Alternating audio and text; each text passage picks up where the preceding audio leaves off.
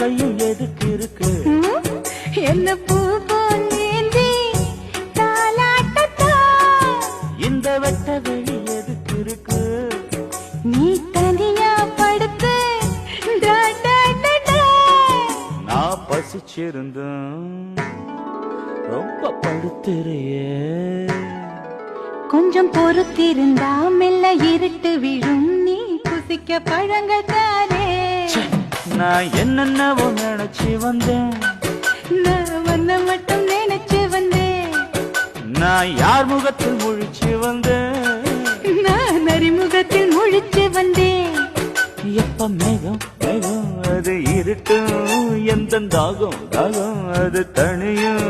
நம்ம வீடு ரொம்ப பக்கத்துல தான். ஆமா, பையன் நடுவுல முழிச்சுக்குவான். ஐயோ, அடுத்த 3 தினம்